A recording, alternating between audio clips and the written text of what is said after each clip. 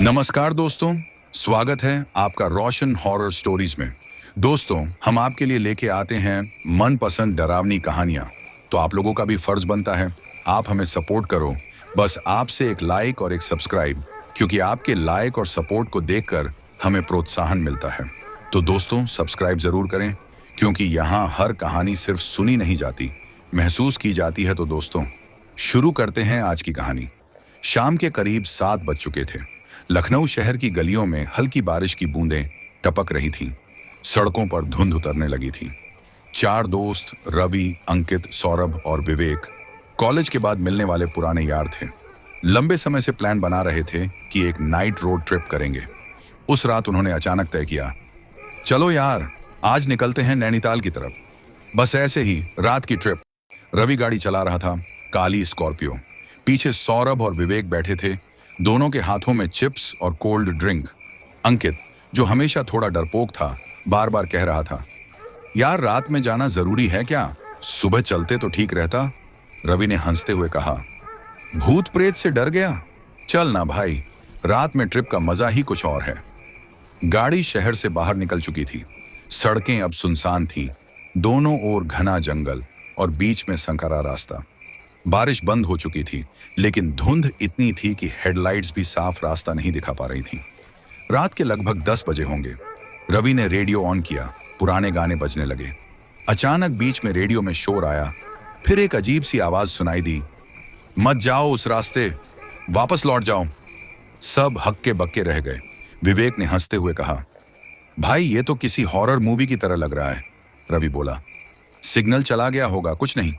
लेकिन अंकित ने महसूस किया कि गाड़ी का टेम्परेचर मीटर अचानक 0 दिखाने लगा था। रवि, कुछ गड़बड़ है, गाड़ी का मीटर डाउन हो गया। रवि ने ब्रेक लगाया। गाड़ी सड़क के बीचों बीच रुक गई। चारों तरफ बस घुप अंधेरा और दूर कहीं से कुत्तों के भौंकने की आवाज आ रही थी। विवेक ने मोबाइल निकाला, लेकिन नेटवर्क नहीं। सौरभ बोला, लगता है जंगल वाला एरिया है, चलो उतर कर देखते हैं। चारों बाहर निकले। हवा ठंडी और भारी थी, पेड़ों से पानी की बूंदें टपक रही थीं। तभी अंकित ने पेड़ों की तरफ इशारा किया, वो देखो, कोई खड़ा है क्या? सभी की निगाहें उधर गईं। धुंध में लगभग 20 फीट दूर एक औरत का साया दिखा। लंबे बाल, सफेद कपड़े, बिना हिले डुले खड़ी थी। विवेक डरकर बोला, भाई चलो, गाड़ी में बैठो। रवि ने आवाज लगाई, मैडम क्या हुआ, हेल्प चाहिए? कोई जवाब नहीं। औरत बस धीरे धीरे मुड़ने लगी। चेहरा अब उनकी तरफ था, लेकिन चेहरा साफ दिखाई नहीं दे रहा था, जैसे धुंध के अंदर कुछ छिपा हो। फिर लाइट झपकती है। 1 सेकंड को सब कुछ ब्लैकआउट, और जब हेडलाइट दोबारा जलती है, वो औरत गायब। चारों फिर गाड़ी में बैठे, सभी के चेहरे पर खामोशी। रवि ने गाड़ी स्टार्ट की, इंजन अब ठीक काम कर रहा था। सौरभ बोला, यार ये क्या था, इंसान थी या कुछ और? अंकित, कसम से मैंने उसकी आंखें देखी, वो चमक रही थी। रवि ने गाड़ी तेज की और जीपीएस ऑन करने की कोशिश की। स्क्रीन पर लिखा आया, नो रूट फाउंड। फिर एक नया मैसेज फ्लैश हुआ, आप गलत रास्ते पर हैं। रवि ने झुंझला कर कहा, यह कोई नेटवर्क गड़बड़ है। लेकिन तभी पीछे की सीट पर बैठे विवेक ने चिल्लाकर कहा, रुक, कोई पीछे बैठा है। रवि ने अचानक ब्रेक मारा। सब पीछे मुड़े। सीट खाली थी। विवेक हाँफ रहा था, मुझे कसम से लगा किसी ने मेरे कंधे पर हाथ रखा। गाड़ी अब बिल्कुल सन्नाटे में थी। पेड़ों के बीच हवा चल रही थी और किसी पुराने मंदिर की घंटी जैसी आवाज दूर से आ रही थी। चारों ने फैसला किया कि अब आगे बढ़ना ठीक नहीं। पास में एक पुराना टूटा हुआ धर्मशाला टाइप ढांचा दिखा। उन्होंने गाड़ी वहां रोक दी, सोचा कुछ देर आराम करेंगे। धर्मशाला के दरवाजे पर लिखा था, शरणम भवन, जो आया लौट कर नहीं गया। अंकित बोला, यह तो मजाक लग रहा है। रवि ने दरवाजा खोला। अंदर अंधेरा था, बस धूप बत्ती जैसी गंध और कोनों में जाले। चारों ने टॉर्च जलाई और भीतर चले गए। दीवार पर किसी ने पुराने खून से कुछ लिखा था, हम भी ट्रिप पर आए थे। टॉर्च झपकने लगी। फिर अचानक पीछे से दरवाजा अपने आप बंद हो गया। धड़ाम! अंधेरे में किसी की फुसफुसाहट, अब तुम भी नहीं जाओगे। और फिर सन्नाटा। धड़ाम की आवाज गूंजते ही चारों के पैरों तले जमीन खिसक गई। दरवाजा खुद ब खुद बंद हो गया था। अंदर अब पूरी तरह अंधेरा था। रवि ने टॉर्च जलाई। दीवारों पर धूल, पुराने पेंट के टुकड़े और बीच में टूटी हुई मूर्तियां थीं। विवेक ने कांपती आवाज में कहा, किसने दरवाजा बंद किया? कोई जवाब नहीं, बस हवा की आवाज। सौरभ ने दरवाजा खोलने की कोशिश की। ये तो फंसा हुआ है, अंदर से कुंडी नहीं लगी, फिर भी नहीं खुल रहा। अंकित ने घड़ी देखी, 11:47 रात का। यार, अभी तो आधी रात भी नहीं हुई और ये सब कुछ गड़बड़ है। रवि ने कहा, चलो पहले देखो, कोई और रास्ता है क्या? हो सकता है पीछे से निकल सकें। भवन के भीतर चारों टॉर्च लेकर अंदर बढ़े। हॉल के बीचों बीच एक टूटा हुआ लकड़ी का दरवाजा था, जिस पर ताले का निशान था, लेकिन ताला नहीं। दरवाजे के ऊपर लिखा था, भोग कक्ष, प्रवेश वर्जित। विवेक ने धीरे से दरवाजा खोला। अंदर से सड़ी हुई मिट्टी और लोहे की गंध आई। फर्श पर राख, लकड़ी के टुकड़े और किसी पुरानी पूजा की सामग्री पड़ी थी। दीवार पर जली हुई तस्वीरें टंगी थीं, 4 चेहरों की, और हर तस्वीर के नीचे एक नाम लिखा था, रवि, अंकित, विवेक, सौरभ। अंकित के हाथ से टॉर्च गिर गई। ये हमारे नाम हैं, सौरभ ने कांपती आवाज में कहा। किसने बनाई ये तस्वीरें? रवि ने तस्वीर उठाई। नीचे तारीख लिखी थी, 31 अक्टूबर 2022, यानी ठीक 3 साल पहले की आज की तारीख। अचानक फर्श से थक ठक ठक जैसी आवाज आने लगी, जैसे कोई नीचे से दीवार पीट रहा हो। विवेक ने नीचे झुककर कान लगाया।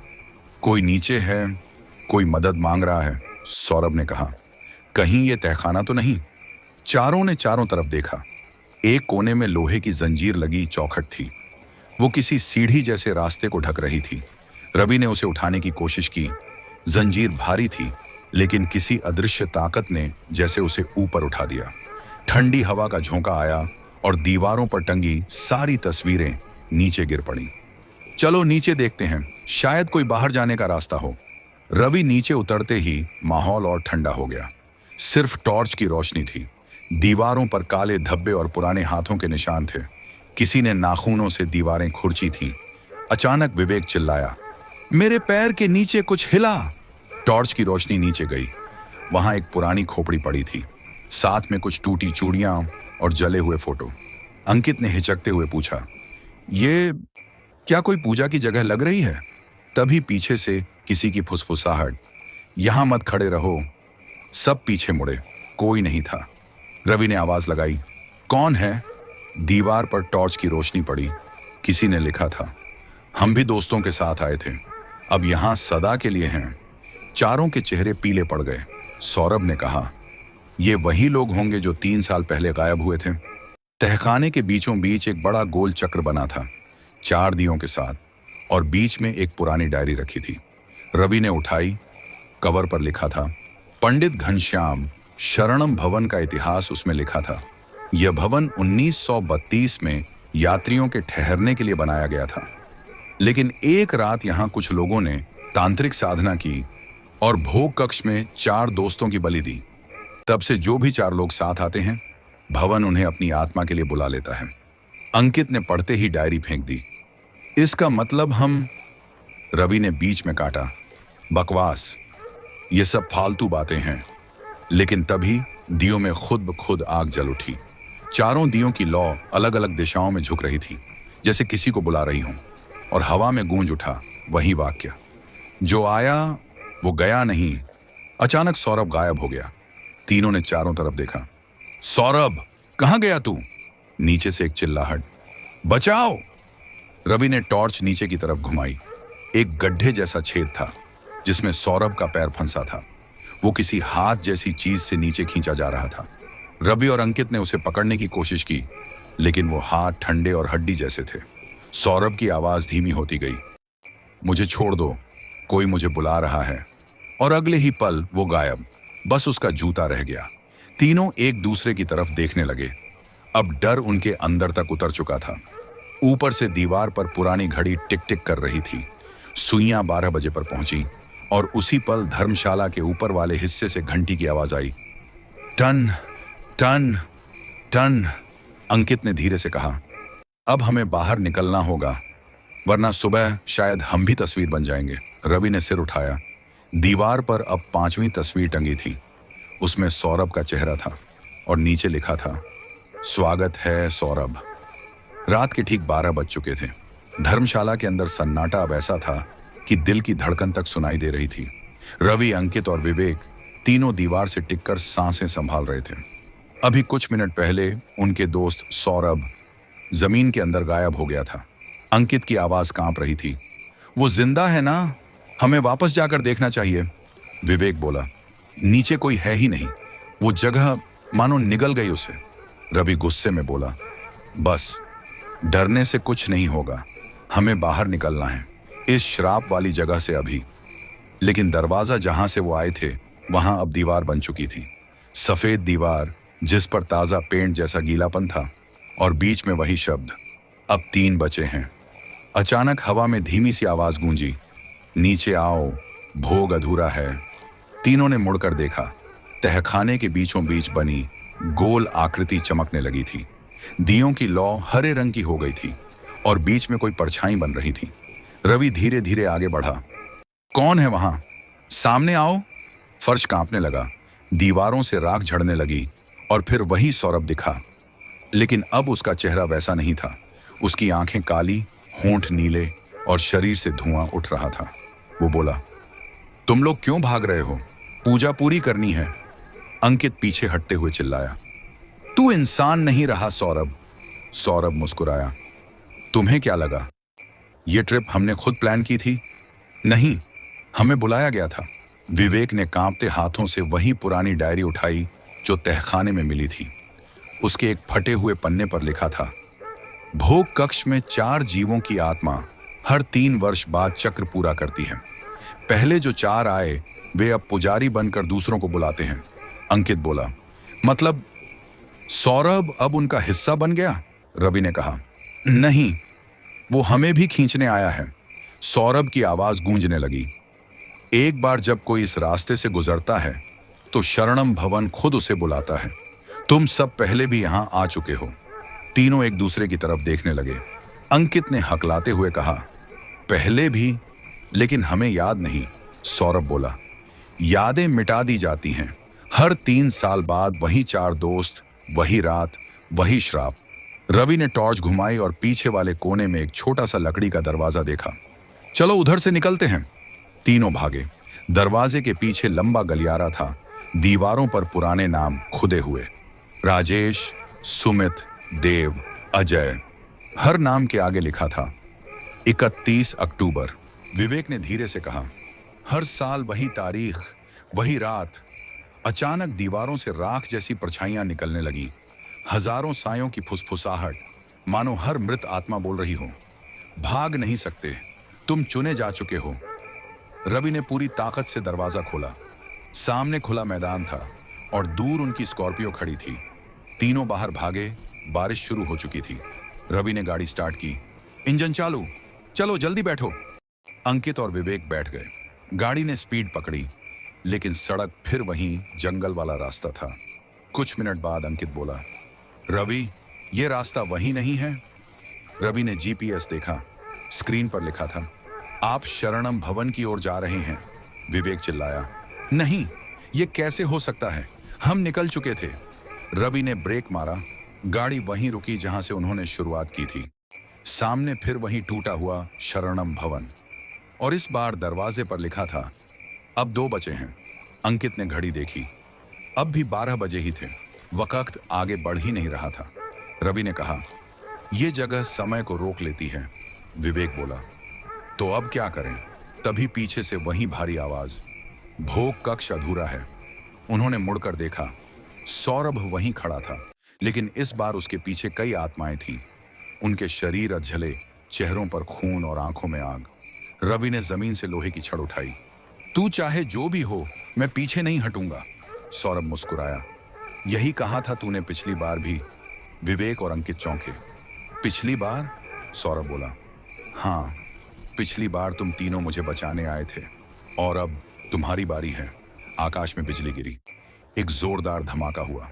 जब रोशनी लौटी तो विवेक गायब था। बस उसके पास गिरा हुआ मोबाइल चमक रहा था। स्क्रीन पर लिखा था, स्वागत है विवेक। दीवार पर तीसरी तस्वीर टंगी थी, रवि, अंकित, विवेक और सौरभ के साथ अब तीनों मुस्कुरा रहे थे। और नीचे लिखा था, अंतिम भोग शेष है। अंकित ने धीरे से कहा, अब अगला नंबर मेरा है। बाहर अब मूसलाधार बारिश हो रही थी। आकाश में बिजली चमक रही थी और शरणम भवन की दीवारें मानो सांस ले रही थीं। हर ईंट से भाप उठ रही थी। रवि और अंकित अब बस दो ही बचे थे। विवेक गायब हो चुका था। दीवार पर उसकी तस्वीर बाकी तीनों के साथ टंगी थी, अब मुस्कुराती हुई। अंकित की आंखों में डर था, मगर रवि के चेहरे पर गुस्सा और बेबसी दोनों थे। अंकित, हम अब नहीं बचेंगे रवि, ये जगह हमें छोड़ने वाली नहीं।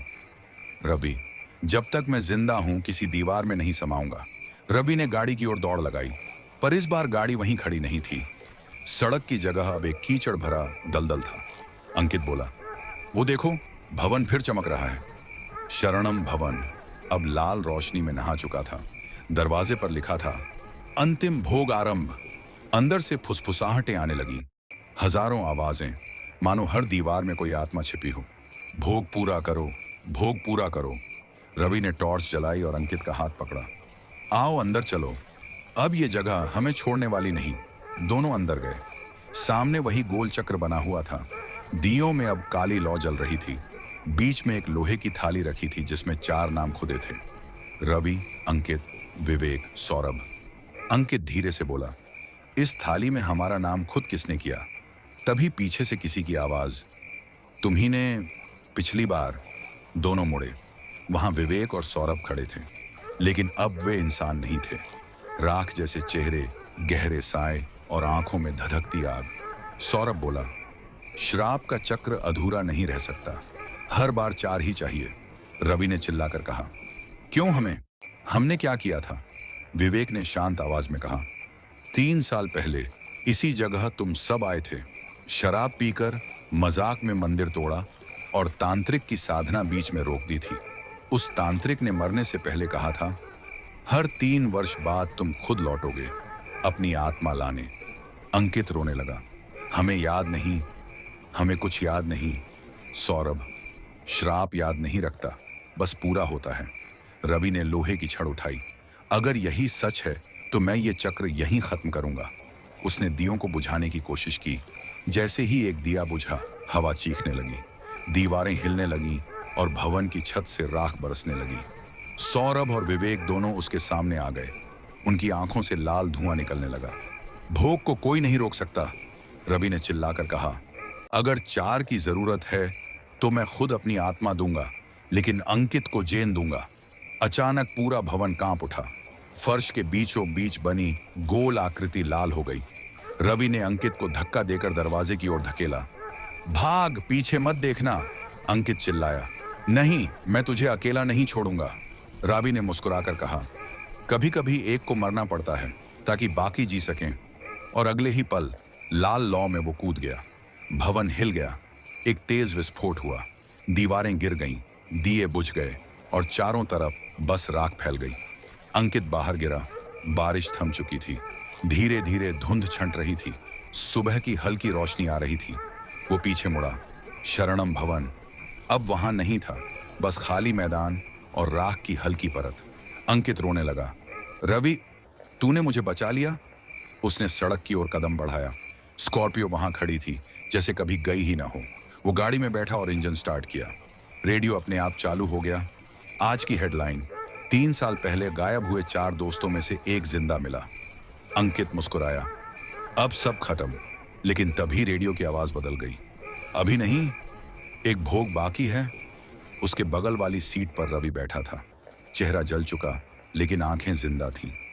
मैंने कहा था ना, श्राप कभी खत्म नहीं होता। अंकित चीख पड़ा। गाड़ी की हेडलाइट अपने आप ऑन हुई और कैमरा धीरे धीरे ऊपर उठता गया। जहां सड़क के किनारे अब फिर वही बोर्ड था, शरणम भवन, जो आया लौटकर नहीं गया। दोस्तों, ये थी आज की कहानी। दोस्तों, अगर आपको हमारी कहानी पसंद आई हो, हमारे चैनल को लाइक और सब्सक्राइब करना मत भूलिए। और हाँ, कमेंट में रात के ठीक 11:45 बज रहे थे। नई दिल्ली स्टेशन पर ठंडी हवा के झोंके चल रहे थे और दूर किसी अनाउंसर की आवाज स्टेशन की वीरानी में गूंज रही थी। यात्रीगण कृपया ध्यान दें, प्लेटफॉर्म नंबर 13 पर आने वाली विशेष ट्रेन 9999 काल रात्रि एक्सप्रेस अपने नियत समय से 10 मिनट में रवाना होगी। रवि ने कान खड़े कर दिए। उसने अपनी पुरानी घड़ी देखी, 11:46। 9999 नंबर की ट्रेन? वह बुदबुदाया। ऐसी कोई ट्रेन तो टाइम टेबल में नहीं थी। वह एक छोटे शहर से दिल्ली इंटरव्यू देने आया था। काम खत्म होने में देर हो गई और आखिरी ट्रेन छूट चुकी थी। टिकट काउंटर पर एक अजीब से बूढ़े बुकिंग क्लर्क ने कहा था, अगर हिम्मत है तो प्लेटफॉर्म 13 पे चली जाओ, एक ट्रेन आती है, कुछ लोगों के लिए ही। रवि ने सोचा, शायद कोई स्पेशल ट्रेन होगी। वो प्लेटफॉर्म 13 की तरफ बढ़ गया। प्लेटफॉर्म 13 प्लेटफॉर्म बाकी सभी प्लेटफॉर्म से बिल्कुल अलग था। यहां कोई भीड़ नहीं, कोई दुकानदार नहीं, बस एक झिलमिलाती पीली लाइट और हवा में ठंडक जो हड्डियों तक उतर जाए। अचानक दूर से एक सीटी बजी और फिर धुंध के बीच से काले धुएं में लिपटी एक पुरानी भाप की ट्रेन दिखी। उसके इंजन पर बड़े बड़े अक्षरों में लिखा था 9999 काल रात्रि एक्सप्रेस। धुआं इतना गाढ़ा था कि कुछ कदम आगे देखना मुश्किल। रवि ने झिझकते हुए एक डिब्बे का दरवाजा खोला। अंदर अजीब सी सन्नाटा, न कोई मुसाफिर, न टीटी, बस पुराने जमाने की लाल सीटें और दीवारों पर लगी लैंप की हल्की पीली रोशनी। वो बैठ गया। जैसे ही दरवाजा बंद हुआ, ट्रेन धीरे धीरे चलने लगी। थोड़ी देर बाद उसने महसूस किया कि कोई उसके सामने बैठा है। एक औरत, काले कपड़ों में, सिर झुका हुआ। उसका चेहरा बालों से ढका हुआ था। रवि ने हल्की आवाज में कहा, मैडम, ये ट्रेन कहां जा रही है? महिला ने सिर उठाए बिना जवाब दिया। जहां सब सफर खत्म करते हैं। रवि ने ठाका लगाया, मतलब लास्ट स्टेशन? वो बोली नहीं, बस धीरे से मुस्कुरा दी। उस मुस्कुराहट में कुछ ऐसा था जैसे कोई मृत व्यक्ति अंतिम बार सांस ले रहा हो। कुछ देर बाद ट्रेन की लाइटें बार बार झपकने लगीं। खिड़की के बाहर सघन अंधेरा था, पर कभी कभी झटके के साथ किसी चेहरे का प्रतिबिंब दिख जाता। चेहरा जो रवि का नहीं था। वह खिड़की से हट गया। कंडक्टर कहाँ है? उसने बुदबुदाया। तभी दरवाजा खड़खड़ाया और एक लंबा सा आदमी बिना यूनिफॉर्म के अंदर आया। चेहरा सफेद, आंखें गहरी और आवाज ठंडी। टिकट? रवि ने टिकट बढ़ाया। आदमी ने बिना देखे कहा, रिटर्न चाहिए या एक तरफा? एक तरफा? अच्छा। आदमी हंसा। सब यही कहते हैं शुरुआत में। और फिर बिना कुछ कहे आगे बढ़ गया। रवि ने देखा, उसकी जेब में जो टिकट था उस पर अब लिखा था, रिटर्न टिकट, वैध केवल मृत्यु के बाद। ट्रेन अब किसी सुरंग में दाखिल हो गई थी। सीटी की आवाज गूंज रही थी और अचानक चारों ओर से फुसफुसाहटें सुनाई देने लगीं, जैसे सैकड़ों लोग एक साथ कुछ कह रहे हों। रुको, मत जाओ, ये सफर आखिरी है। ट्रेन रुकती नहीं। रवि के कानों में दर्द होने लगा। उसने खिड़की बंद की, मगर आवाजें और तेज हो गईं। तभी वही औरत उसके बगल में बैठ गई। उसका चेहरा अब साफ दिख रहा था, आधा जला हुआ। अब डरने का समय नहीं, रवि, तुमने टिकट ले लिया है, वो बोली। रवि सिहर गया। तुम मेरा नाम कैसे जानती हो? हर मुसाफिर का नाम ट्रेन में चढ़ने से पहले ही लिखा जाता है, दीवार पर। वो मुस्कुराई और दीवार की ओर इशारा किया। रवि ने देखा, दीवार पर धुएं की तरह लिखे नाम। सबके आगे लिखा था, डिपार्टेड। उसका नाम आखिरी में चमक रहा था, रवि, बोर्डिंग कंफर्म। अचानक ट्रेन जोर से झटकी। एक डिब्बे से चीख की आवाज आई। रवि दौड़कर गया। दरवाजा बंद था, लेकिन भीतर से किसी के नाखूनों की खरोंचों के निशान दिख रहे थे। उसने खिड़की से झांका। अंदर कोई नहीं, बस खून से भरी सीटें। लौट कर देखा तो वो औरत गायब थी। सिर्फ उसकी जगह पर एक पुराना काला दुपट्टा पड़ा था, गीला, जैसे किसी ने अभी आंसू पोंछे हों। रवि ने दरवाजा खोलने की कोशिश की, बंद। ट्रेन की स्पीड अब बहुत ज्यादा थी। इंटरकॉम पर आवाज आई, यात्रीगण कृपया ध्यान दें, ये ट्रेन अब वापस नहीं लौटेगी।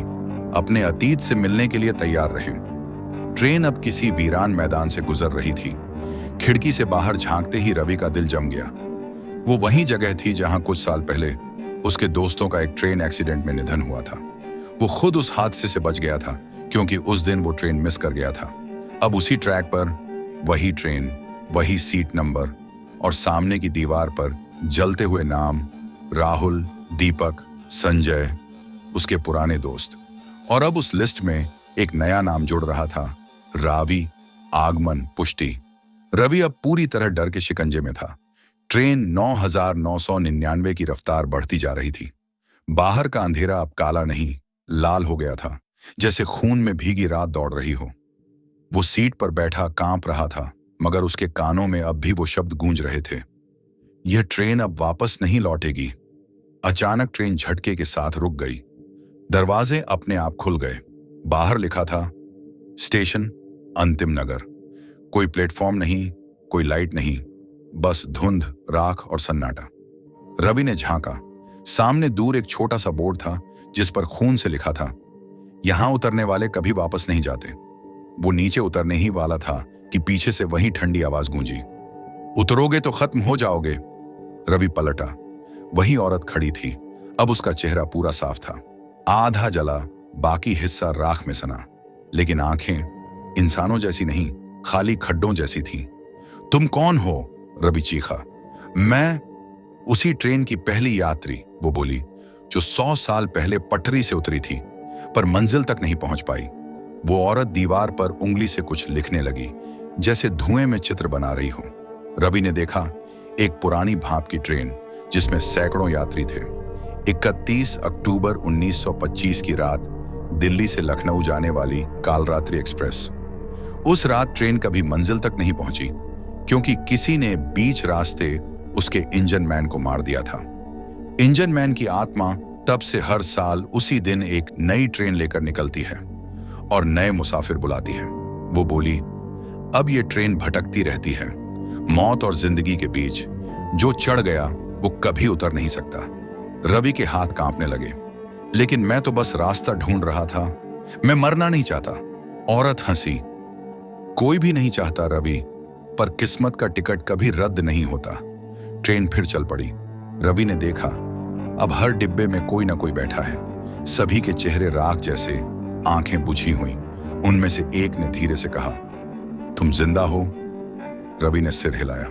तो जल्द उतर जाओ, वरना तुम्हारी सांसें भी हमारी तरह धुएं में बदल जाएंगी। अचानक ट्रेन के लाउडस्पीकर से आवाज आई, अटेंशन पैसेंजर्स, नेक्स्ट स्टॉप साकिन मोक्ष द्वार, ओनली सोल्स अलाउड। ट्रेन की सीटी गूंजी और खिड़की के बाहर आग की लपटें दिखने लगीं। ट्रेन धीरे धीरे एक पुल पर चढ़ी। नीचे कुछ नहीं था, बस अंधकार, जैसे नीचे कोई समय का अंत हो। वो औरत फिर आई, हाथ में एक काला डिब्बा। इसमें तुम्हारा नाम है रवि, उसने कहा। नाम? किस लिए? हर जीवित मुसाफिर का नाम लिखा जाता है, ताकि जब वो मरे ट्रेन को मालूम रहे कि अगला कौन है। उसने डिब्बा खोला। अंदर कागज के टुकड़े पर लिखा था, Ravi Sharma, confirmed for next ride. Ravi ने कागज फाड़ दिया और बाहर फेंक दिया। तुरंत बिजली कौंधी और ट्रेन हिलने लगी। तुमने नियम तोड़ा है, वो चिल्लाई। अब तुम्हें खुद इंजन मैन का सामना करना होगा। सामने से भारी कदमों की आवाज आई। इंजन की तरफ से धुआं उठ रहा था और उसमें से एक काला सिलहूट उभरा। वो इंसान नहीं था। उसका चेहरा कोयले की राख में ढका, आंखें लाल और हाथ में लोहे की चेन। हर कदम के साथ जमीन से चिंगारियां उठती। वो गरजा, कौन है जिसने टिकट फाड़ा? रवि पीछे हटा, पर इंजन मैन ने चेन फेंकी। वो सीधे रवि के पैर में लिपट गई, उसे घसीटते हुए इंजन की तरफ खींचने लगा। रवि चीखा, मुझे छोड़ दो, मैं यहां गलती से आया हूं। वो बोला, कोई गलती नहीं होती, जो डर में जीता है वही इस ट्रेन का यात्री बनता है। इंजन की गर्मी में रवि की आंखें खुली। उसने देखा, सामने वो हादसे वाला दिन, वो, उसके दोस्त और वो ट्रेन जो पटरी से उतरी थी। उस दिन रवि अपने दोस्तों को रोक सकता था, लेकिन उसने नहीं रोका, क्योंकि वो देर से उठा था और सोचा, चले जाने दो, मैं अगली ट्रेन पकड़ लूंगा। उसके दोस्तों की लाशें जल गईं और उसी दिन उसकी आत्मा का एक हिस्सा ट्रेन के साथ वहीं अटक गया।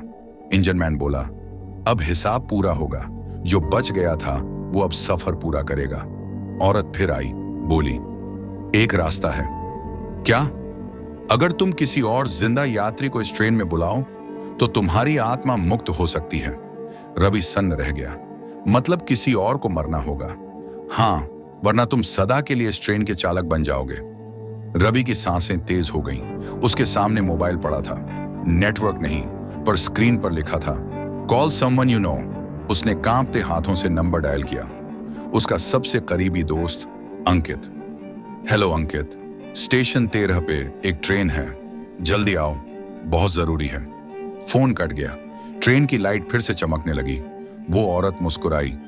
अब तुम्हारा सफर पूरा हुआ रवि, अब अगला यात्री आएगा, उसने धीरे से कहा। हर साल 31 अक्टूबर की रात एक जिंदा आत्मा बुलाना पड़ती है, तभी ट्रेन चलती है। इंजन मैन की छाया धीरे धीरे फीकी हुई। ट्रेन धीमी हुई, फिर रुक गई। रवि ने खिड़की से बाहर देखा। प्लेटफॉर्म 13, पर अब वो अकेला नहीं था। भीड़ थी, लोग चढ़ रहे थे, और उनमें उसका दोस्त अंकित भी। रवि ने खामोशी से दरवाजा बंद किया और ट्रेन ने फिर सीटी बजाई।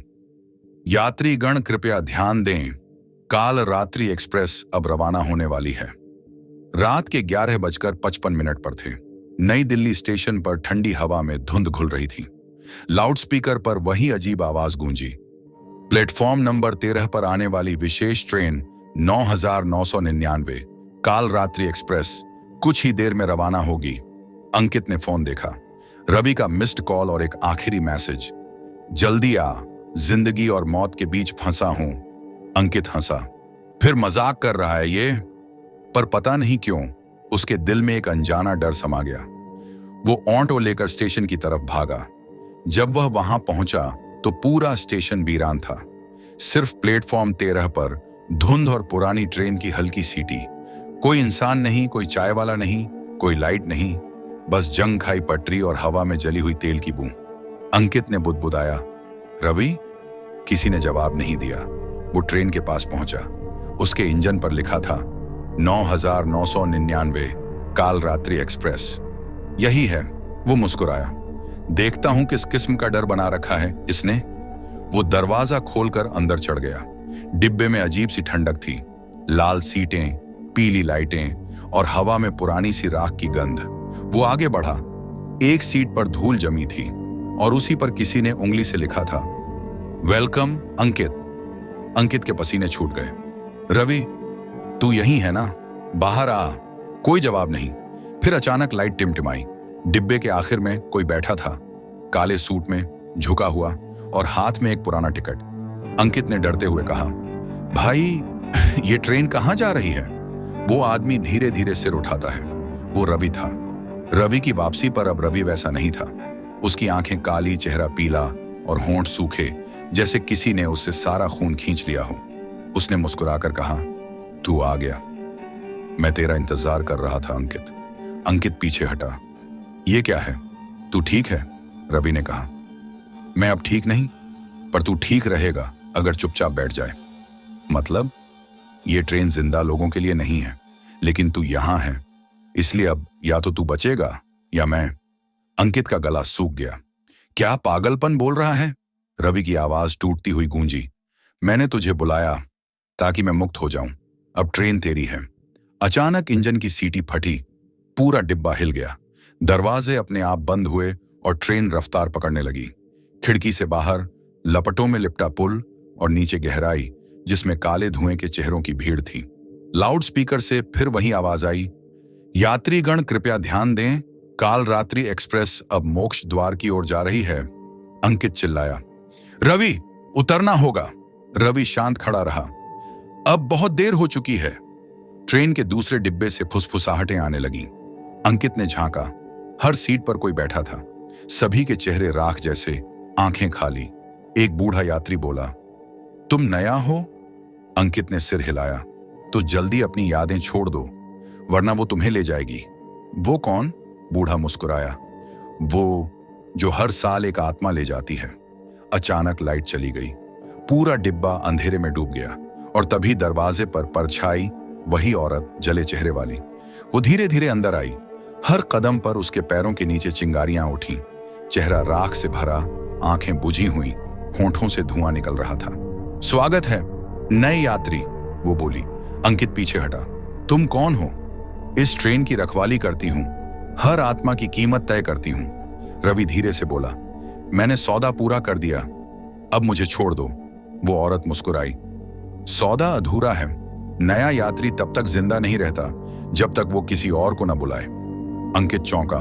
मतलब अब मुझे किसी को बुलाना होगा? वो बोली। हाँ, अगर जिंदगी चाहिए तो। अंकित कांप रहा था। रवि, तूने मुझे धोखा दिया। रवि की आंखों में आंसू थे। मैं मजबूर था भाई, मैं यहां फंस गया था। हर साल कोई ना कोई आना पड़ता है। अंकित ने चिल्लाया। तूने मुझे मरने के लिए बुलाया। रवि ने बस इतना कहा। कभी कभी मुक्ति भी मौत से ही मिलती है। ट्रेन जोर से झटकी, दोनों गिर गए। खिड़की के बाहर बिजली चमकी। नीचे गहराई में लाशें लहरों की तरह हिल रही थीं। फिर वही सीटी, वही इंजन मैन लोहे की चेन घसीटता हुआ अंदर आया। अब फैसला होगा, कौन रहेगा कौन जाएगा। औरत बोली, एक आत्मा को रहना होगा ताकि ट्रेन चलती रहे। इंजन मैन ने दोनों को देखा। दोनों ने टिकट लिया है, पर एक टिकट ही बाकी है। अंकित और रवि ने एक दूसरे को देखा। एक सन्नाटा। अंकित बोला, अगर मैं ना आया होता तो तू कभी आजाद नहीं होता, है ना? रवि चुप रहा। तो चल, अब तेरा सफर खत्म हुआ। अंकित ने इंजन मैन की चेन पकड़ी और खींच ली अपनी ओर। इंजन मैन ने गर्जना की। ट्रेन आग की लपटों में झूल गई। जब धुआं छटा तो डिब्बे में सिर्फ रवि था। इंजन की आवाज थम गई थी। अंकित गायब था। सिर्फ एक टिकट हवा में तैर रही थी। अंकित वर्मा डिपार्टेड, और दीवार पर नया नाम उभर रहा था, रावी शर्मा रिलीज। ट्रेन धीरे धीरे स्टेशन की तरफ लौटी। प्लेटफॉर्म 13। रवि नीचे उतरा। आसमान साफ था, धुंध गायब। उसने पीछे मुड़कर देखा। ट्रेन के इंजन में अब अंकित बैठा था। काले कोयले से सना चेहरा, आंखें लाल और हाथ में लोहे की चेन। ट्रेन ने सीटी बजाई और अंधेरे में गायब हो गई। तो दोस्तों, ये थी ट्रेन का आखिरी सफर की एक और भयावह रात। क्या आपने गौर किया, इस बार ट्रेन ने किसका नाम लिखा? धीरे से फुसफुसाहट सुनाई देती है, शायद अगला तुम्हारा हो। बरसों से वीरान पड़ी थी वो हवेली। गांव के छोर पर बट के पेड़ों से घिरी, मानो धरती ने उसे निगल लिया हो। कहते हैं वहां कोई दरवाजा एक जैसा नहीं है। हर बार जब कोई अंदर गया, वो या तो लौट कर नहीं आया, या लौटा तो पहचान में नहीं आया। नमस्कार दोस्तों, स्वागत है आपका रोशन हॉरर स्टोरीज में। दोस्तों, हम आपके लिए लेके आते हैं मनपसंद डरावनी कहानियां। तो आप लोगों का भी फर्ज बनता है, आप हमें सपोर्ट करो। बस आपसे एक लाइक और एक सब्सक्राइब, क्योंकि आपके लाइक और सपोर्ट को देखकर हमें प्रोत्साहन मिलता है। तो दोस्तों, सब्सक्राइब जरूर करें, जिससे हमारी कहानी सबसे पहले आप तक पहुंचे। लाइक करो, शेयर करो और कमेंट में लिखें, मैं तैयार हूं अगली कहानी के लिए। क्योंकि यहाँ हर कहानी सिर्फ सुनी नहीं जाती, महसूस की जाती है। तो दोस्तों, शुरू करते हैं आज की कहानी। लेकिन लोगों की बातों पर सब कौन यकीन करे? आरव 26 साल का इतिहास शोधकर्ता, ऐसे ही किस्सों को लोक कथा मानता था। वह पुराने दस्तावेजों की खोज में इस गांव में आया था, बेलापुर। उसके दादा ने कभी यहां नौकरी की थी और उनकी डायरी में एक ही बात बार बार लिखी थी, हवेली के भीतर समय नहीं चलता, वहां बस अतीत सांस लेता है। आरव ने जब यह पंक्ति पढ़ी, उसके मन में जिज्ञासा की आग लग गई। उसने तय किया, उसे इस हवेली में जाना ही है। अगली सुबह वह कैमरा, नोटबुक और टॉर्च लेकर हवेली की ओर निकल पड़ा। रास्ता टेढ़ा मेढ़ा, पेड़ों की जड़ों से भरा था। जैसे जैसे वह पास गया, हवा में एक ठंडक बढ़ने लगी। हवेली का मुख्य द्वार टूटा था, लेकिन बीच में एक पुराना ताला अब भी लटक रहा था, जंग लगा हुआ पर बंद। आरव ने उसे छुआ ही था कि ताले से एक हल्की सी थक की आवाज आई और बिना जोर लगाए ताला खुल गया। उसने कदम अंदर रखे। अंदर अंधेरा था, पर दीवारों पर जले मोमबत्तियों के निशान थे, मानो किसी ने अभी हाल में ही उन्हें बुझाया हो। सामने लंबा गलियारा, चारों तरफ दरवाजे एक जैसे, लेकिन हर दरवाजे पर अलग निशान। किसी पर त्रिशूल, किसी पर घड़ी, किसी पर आंख का चिन्ह। आरव ने नोटबुक खोली, पहला दरवाजा देखा, जिस पर एक घड़ी बनी थी। कांटे अटके हुए थे। ठीक 11:47 पर वह झुका, हैंडल घुमाया और दरवाजा चरमराता हुआ खुल गया। अंदर जाते ही ठंडी हवा का झोंका आया और उसके कानों में किसी की धीमी आवाज गूंजी। समय वहीं रुक गया जहां मौत ने दस्तक दी थी। जब उसने आंखें खोलीं तो खुद को हवेली में नहीं पाया। वह उसी गलियारे में था, पर दीवारें नई थीं, मोमबत्तियां जल रही थीं और दूर से नौकरों के बोलने की आवाजें आ रही थीं। वह डर गया। कमरे के कोने में एक आईना था। आईने में उसने खुद को देखा, लेकिन जो चेहरा दिखा वो उसका नहीं था। वह किसी और का चेहरा था, शायद हवेली के मालिक का। अचानक दरवाजा बंद हो गया। आईने में चेहरा मुस्कुराया और बोला, अब तू यहां रहेगा और मैं बाहर। टॉर्च आरव के हाथ से गिर पड़ी। अगले पल गलियारा गूंज उठा। घड़ी फिर से 11:47 पर अटक गई। जब आरव को होश आया, वह फर्श पर पड़ा था। चारों तरफ धूल थी, मोमबत्तियां बुझ चुकी थीं। सब कुछ फिर से वैसा ही जर्जर, टूटा फूटा। लेकिन कुछ बदला था। उसकी हथेली पर एक अजीब सा निशान था, ठीक वैसे ही जैसा हवेली के दूसरे दरवाजे पर बना था, एक आंख। आरव ने नोटबुक खोली, पन्ने पलटे, पर वहां उसके हाथ से लिखे हुए शब्द नहीं थे। हर पन्ने पर वही वाक्य बार बार लिखा था, देखो मत, वो देख रही है। उसका दिल तेज धड़कने लगा। वह गलियारे की तरफ बढ़ा, जहां सन्नाटा था। मकड़ी के जाल झूल रहे थे, हवा ठंडी थी और कहीं दूर किसी के कदमों की धीमी आवाज आती थी, जैसे कोई उसी की चाल दोहरा रहा हो। हवेली के दूसरे दरवाजे पर पहुंचकर वह ठिठक गया। दरवाजे पर बनी थी एक बड़ी आंख, जिसमें किसी ने लाल रंग से पुतली बना रखी थी, इतनी जीवंत कि वह सच में झपकती हुई लगी। आरव ने धीरे से दरवाजा धक्का दिया। अंदर अंधकार था, पर बीच कमरे में जलती थी एक लालटेन। दीवारों पर पुराने चित्र टंगे थे। हर चित्र में किसी की आंखें थीं, जो सीधा उसकी ओर देख रही थीं। उसने एक एक करके चित्रों को देखा। एक बूढ़ा आदमी, एक औरत, 2 बच्चे और एक तस्वीर में खुद आरव। वह चौंक गया। वही कपड़े, वही चेहरा, वही आंखें। लेकिन उस तस्वीर में आरव मुस्कुरा रहा था, जबकि वास्तविक आरव कांप रहा था। लालटेन की लौ अचानक तेज हुई और कमरे की दीवारों पर परछाइयां नाचने लगीं। एक भारी आवाज कमरे में गूंजी, जो इस घर को देखता है, ये घर उसे देखता है। आरव पीछे हटने लगा, लेकिन दरवाजा अब बंद था। तस्वीरें धीरे धीरे दीवार से उतरने लगीं, जैसे उनमें से कोई बाहर आना चाहता हो। उसने दरवाजा ठोका, पर वह नहीं खुला। आईने की दीवार पर फिर उसका प्रतिबिंब उभरा, लेकिन अब उसकी जगह एक और चेहरा था, वही जो पिछले कमरे में आईने में मुस्कुरा रहा था। वह चेहरा बोला, एक दरवाजा खुला, दूसरा बंद, अब तीसरे का इंतजार कर। फर्श हिलने लगी, दीवारें सिकुड़ने लगीं और लालटेन बुझ गई। आरव को लगा जैसे पूरा कमरा घूम रहा हो। अगले ही पल वह फिर गलियारे में था, लेकिन अब गलियारा वैसा नहीं था। जहां पहले 4 दरवाजे थे, अब 8 थे। हर दरवाजे पर एक नया निशान था, त्रिशूल, सांप, दर्पण और घड़ी के उल्टे कांटे। आरव ने पीछे मुड़कर देखा। जिस दरवाजे से वह आया था, वह गायब हो चुका था। उसके स्थान पर दीवार पर लिखा था, समय अब तुझसे आगे निकल चुका है। वह टॉर्च जलाकर आगे बढ़ा। हवेली अब सांस ले रही थी। दीवारें चरमराती, छत से धूल गिरती और हर कुछ देर में हवा के साथ कोई फुसफुसाहट आती। तीसरा दरवाजा खोलो, वरना वह तुझे ढूंढ लेगी। आरव का मन कांप उठा। कौन थी वह, और ये हवेली उसके साथ ऐसा क्यों कर रही थी? उसने खुद से कहा, अगर ये हवेली भूल भुलैया है तो इसका नक्शा बनाना होगा, तभी रास्ता मिलेगा। उसने दीवार पर निशान लगाया, पर तभी उसकी पीठ पर किसी ने हाथ रखा। वह मुड़ा, कोई नहीं, लेकिन जमीन पर गीले पैरों के निशान बने हुए थे, जो दूर तक गलियारे में जा रहे थे, तीसरे दरवाजे की ओर। आरव ने टॉर्च की रोशनी उन गीले पैरों के निशानों पर डाली। वे धीरे धीरे आगे बढ़ते हुए तीसरे दरवाजे तक जाते थे, वही दरवाजा जिसके ऊपर त्रिशूल का निशान उकेरा था। हवा अब भारी थी। हर सांस के साथ उसे लगा जैसे कोई अदृश्य चीज उसकी गर्दन के पास फुसफुसा रही हो। मोड़ मत देख, वो पीछे है। उसके पैरों ने जैसे खुद ही कदम बढ़ा दिए। दरवाजे का हैंडल ठंडा था, बर्फ जैसा। उसने उसे घुमाया और दरवाजा चरमराहट के साथ खुल गया। अंदर अंधेरा नहीं था, बल्कि वहां दीपक जल रहे थे। दर्जनों दीपक, जिनकी लौ बिल्कुल स्थिर थी, बिना हिलते हुए। कमरा विशाल था। बीच में एक काली संगमरमर की मूर्ति रखी थी। मां काली की नहीं, बल्कि किसी स्त्री की, जिसके चेहरे पर कपड़ा बंधा था।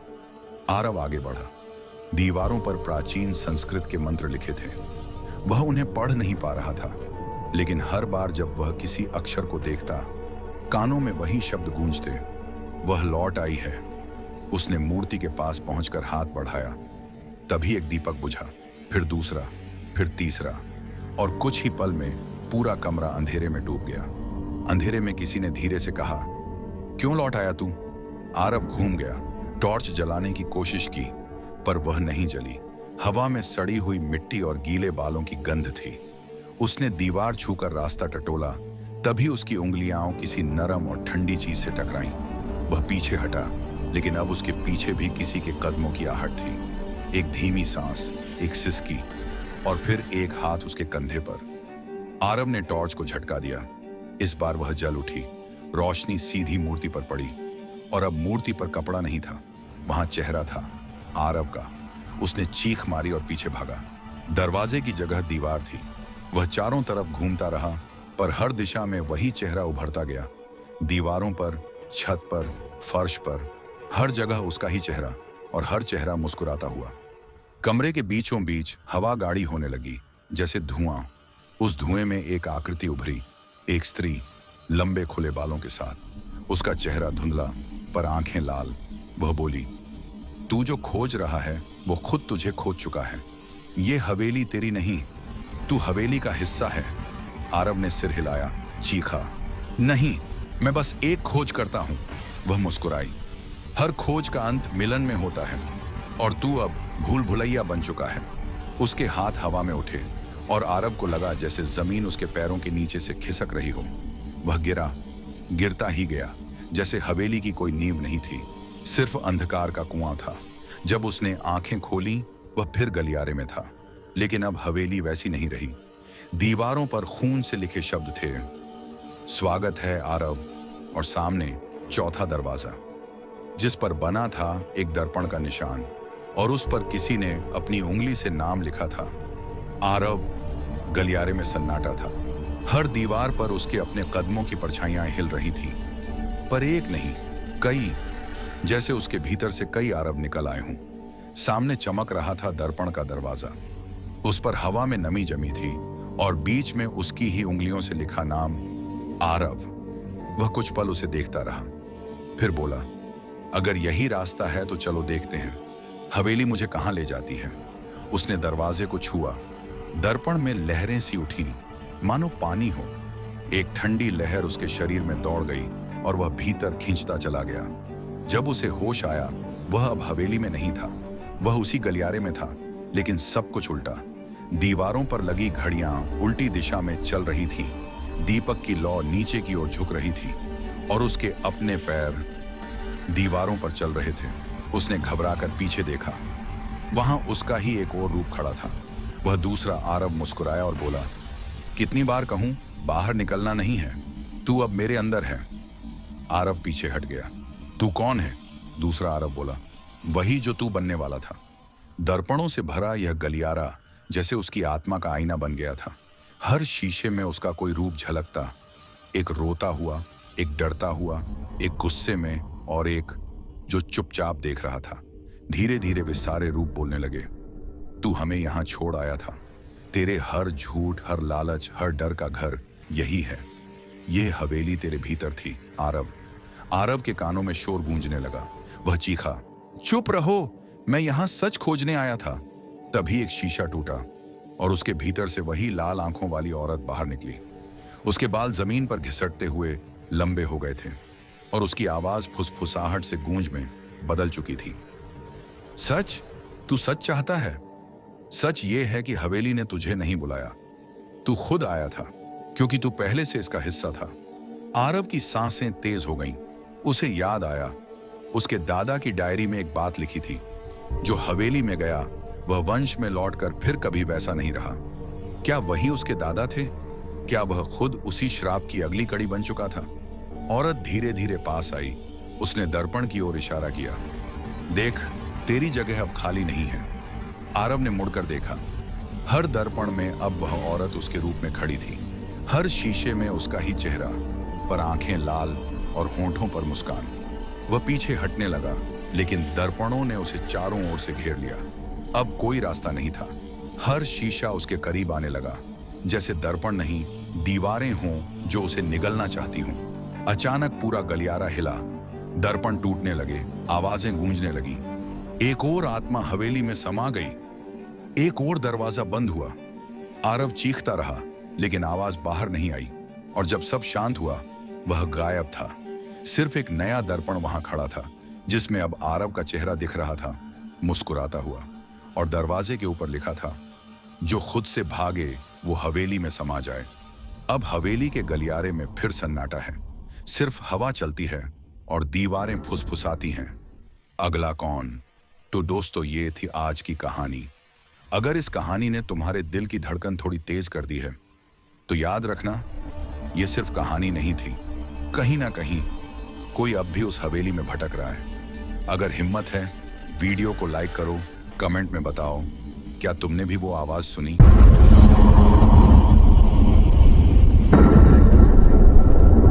नमस्कार दोस्तों।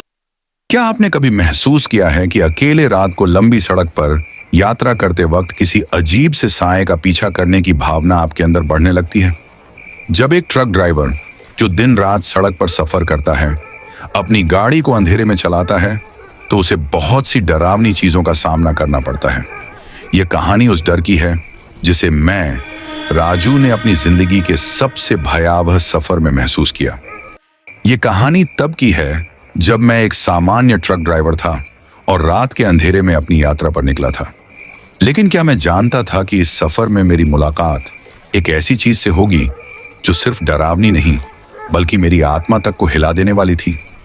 रात का समय था और मैं दिल्ली से बिहार की ओर ट्रक लेकर चल रहा था। यह कोई नया सफर नहीं था, क्योंकि मैं अक्सर इस रूट पर यात्रा करता था। लेकिन उस रात कुछ खास था। मुझे पता नहीं क्यों, लेकिन जैसे ही मैंने ट्रक स्टार्ट किया, एक अजीब सी बेचैनी महसूस होने लगी। सड़क के दोनों ओर ऊंचे ऊंचे पेड़ थे, जिनकी शाखाएं अंधेरे में मृग मरीचिका जैसी दिख रही थीं, और सड़कों पर गाड़ियों का कोई खास ट्रैफिक नहीं था। बस मेरी ट्रक के इंजन की आवाज और मेरी सोचें, जो एक अजनबी डर से घिरी हुई थीं। कुछ ही किलोमीटर के बाद मुझे एक व्यक्ति सड़क के किनारे खड़ा नजर आया। वह सफेद कपड़े पहने हुए था और उसका चेहरा बिल्कुल ढका हुआ था। जब मैंने अपनी गाड़ी धीमी की और खिड़की से पूछा, भाई कहाँ जाना है, तो उसने कोई जवाब नहीं दिया। उसकी आंखों में एक अजीब सी चमक थी, जैसे वह इंसान न होकर कोई भूत हो। मैंने अपनी गाड़ी फिर से चालू की और आगे बढ़ने लगा, लेकिन मेरी आंखों से वह आकृति नहीं हट रही थी। उसके बाद मेरी नसों में एक गहरी चिंता का एहसास हो रहा था। क्या यह सचमुच कोई इंसान था या फिर कुछ और था जो मेरी राह पर था?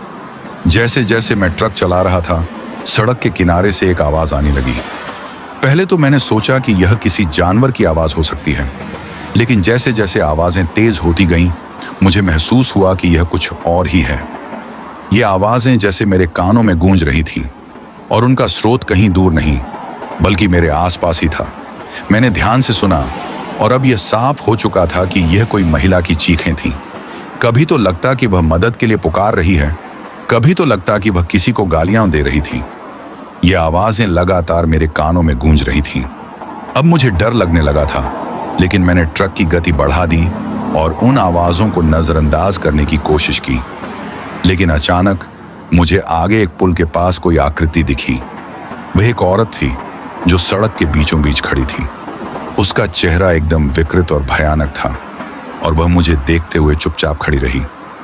मैंने ट्रक की गति और तेज कर दी, लेकिन कुछ देर बाद महसूस हुआ कि वह औरत मेरी ट्रक के साथ चल रही थी। अब यह सचमुच डरावना था। क्या यह सब मेरी मानसिक स्थिति का नतीजा था, या फिर मेरी आंखों के सामने कुछ और था? सवाल मेरे मन में उठ रहे थे, लेकिन मेरे पास जवाब नहीं था। अब तो मेरे दिल की धड़कनें तेज हो गईं। मुझे लगने लगा था कि कोई या कुछ मुझे पीछा कर रहा है। मुझे सड़क के मोड़ों पर महसूस हो रहा था कि कोई साया मेरे पीछे बढ़ता जा रहा है। जब भी मैं गाड़ी की स्पीड कम करता, वह साया और करीब आ जाता। आखिरकार जब मैं एक बड़े मोड़ पर गाड़ी घुमा रहा था, तो मुझे सामने एक विशाल छाया दिखी। वह साया अब मेरी आंखों के सामने था। उसकी शक्ल अब साफ दिखाई देने लगी थी। वह कोई इंसान नहीं, बल्कि एक बुरी आत्मा थी, जो किसी कारणवश इस दुनिया में बंधी हुई थी। तुम मेरे जाल में फंस चुके हो। वह आवाज गहरी और खौफनाक थी, जो सीधे मेरे दिल में घुस गई।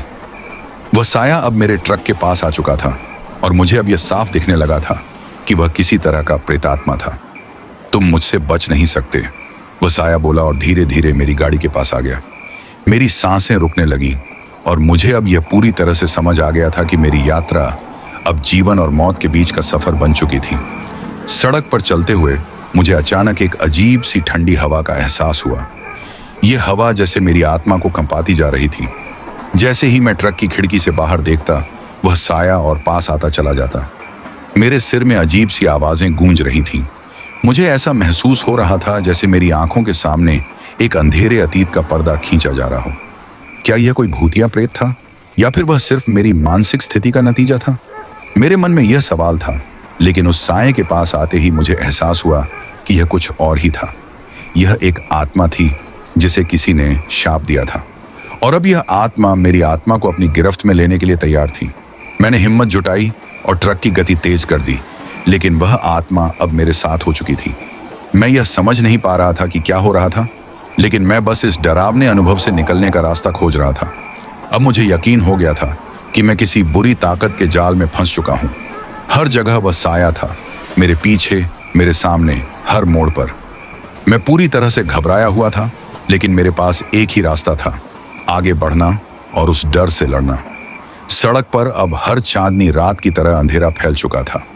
ट्रक की लाइट्स धुंधली हो चुकी थी और ऐसा महसूस हो रहा था जैसे मैं और मेरी आत्मा दोनों ही अंधेरे में खो चुके हों।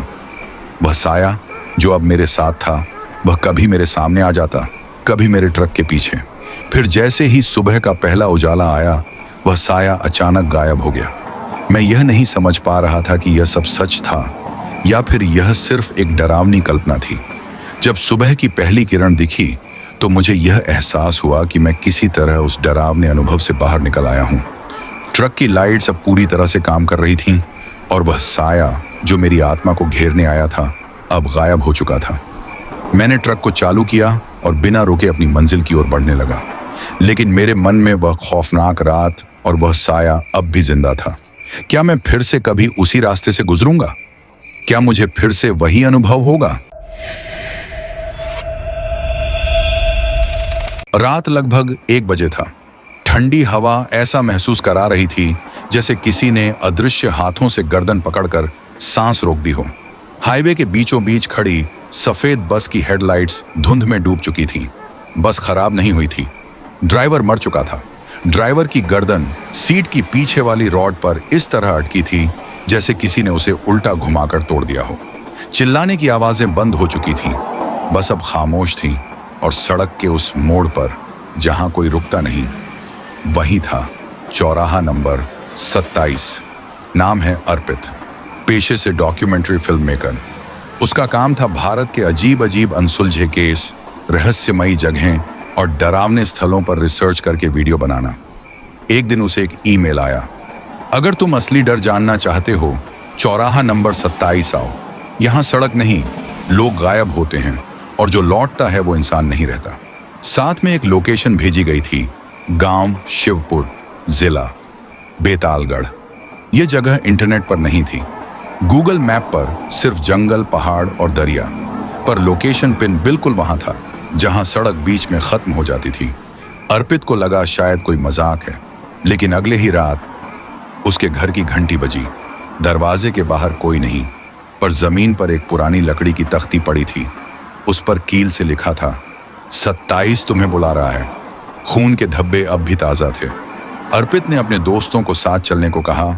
Riddhi, sound engineer Arjun, cameraman Vishal, drone operator और अर्पित खुद डायरेक्टर कार निकली दिल्ली से बेतालगढ़ की तरफ। हाईवे खाली था, पर अचानक जीपीएस गड़बड़ा गया और रास्ते में एक बुजुर्ग साधु मिले। उन्होंने पूछा, कहाँ जा रहे हो बच्चों? अर्पित ने लोकेशन दिखाई। साधु का चेहरा सख्त पड़ गया। वहां मत जाओ, 27 मौत का नंबर है, जो गया वो वापस नहीं आया। चौराहे पर एक वह रहता है, इंसानों के जिस्म में घुस जाता है और जब तक उसका बदला पूरा नहीं होता वो रुकता नहीं। टीम हंस दी। बाबा, हम डॉक्यूमेंट्री बना रहे हैं, डरने थोड़ी आए हैं। साधु बस इतना बोले, ठीक है, पर अगर रात 12 से पहले गांव पहुंचे तो खिड़की मत खोलना, किसी आवाज पर भरोसा मत करना, चाहे अपनी आवाज ही क्यों ना सुनो। शिवपुर तक सड़क टूटी फूटी थी, चारों ओर वीरानी, सूखे पेड़ और हवा में अजीब सी गंध। गांव की सीमा पर एक बड़ा पत्थर लिखा था, शिवपुर मृत्यु क्षेत्र। नीचे लाल रंग से लिखा था, यहाँ प्रवेश वर्जित है। पर टीम अंदर चली गई। गांव सूना था, न लोग न जानवर, बस टूटी खिड़कियां, झूलते दरवाजे और हर घर के बाहर चौराहा, नंबर 27 का निशान, एक गोला और उस पर खून से बना 27। अर्जुन ने कैमरा ऑन किया, रिद्धि ने साउंड रिकॉर्डिंग चालू की और तभी एक आवाज आई, मदद करो, कोई है। सब चौंक गए। आवाज एक टूटे स्कूल बिल्डिंग से आ रही थी। टीम अंदर गई। कॉरिडोर में बच्चों की पुरानी पेंटिंग, टूटी बेंचें और बोर्ड पर अभी भी लिखा था आज की तारीख 13 जनवरी, जबकि आज 23 अक्टूबर थी। अचानक अंदर की एक क्लासरूम का दरवाजा खुद ब खुद बंद हो गया और साउंड रिकॉर्डर में किसी बच्चे की फुसफुसाहट कैद हुई। मताए, वो जाग गई है। अर्जुन खिड़की से बाहर देखने लगा। धुंध से ढकी सड़क पर एक लड़की सफेद फ्रॉक में खड़ी थी, बाल चेहरे पर, हाथ में गुड़िया, और वो एकदम स्थिर, जैसे जिंदा ही ना हो। उसने धीरे धीरे गर्दन घुमाई, चेहरा अभी भी बालों से ढका और उसके होंठ हिले बिना आवाज आई, तुम भी मर जाओगे। खिड़की अपने आप खुली, तेज हवा अंदर आई और वह लड़की गायब। टीम को गांव का एकमात्र जीता जागता व्यक्ति मिला, एक बूढ़ी औरत जिसके एक हाथ में लकड़ी की माला और दूसरे में तेल से जलती लालटेन। उसने कहा, तुम बहुत बड़ी गलती कर बैठे हो। यह गांव मर चुका है। इस गांव में जो रहता है वो इंसान नहीं, वो रूह 27 है। पर अगर वह सच बता रही थी तो सवाल था, गांव क्यों उजड़ गया? चौराहा नंबर 27 पर क्या हुआ? और वह रूह किसकी थी? बूढ़ी औरत ने जब कहानी बतानी शुरू की, अर्पित ने कैमरा ऑन किया और तभी घर की दीवारों से अजीब अजीब खरोंचने की आवाजें आने लगीं, जैसे कोई दीवारों के अंदर रेंग रहा हो। बूढ़ी औरत बोली, वो आ गई है। अगर जान बचानी है तो सुनो। 27 साल पहले इसी गांव में वो हादसा हुआ जिसने मौत को जगा दिया। बूढ़ी औरत अपनी कांपती आवाज में बोलना शुरू करती है। हवा ठंडी हो चुकी थी। लालटेन की लौ बार बार कांप रही थी, जैसे किसी अदृश्य सांस ने उसे छुआ हो।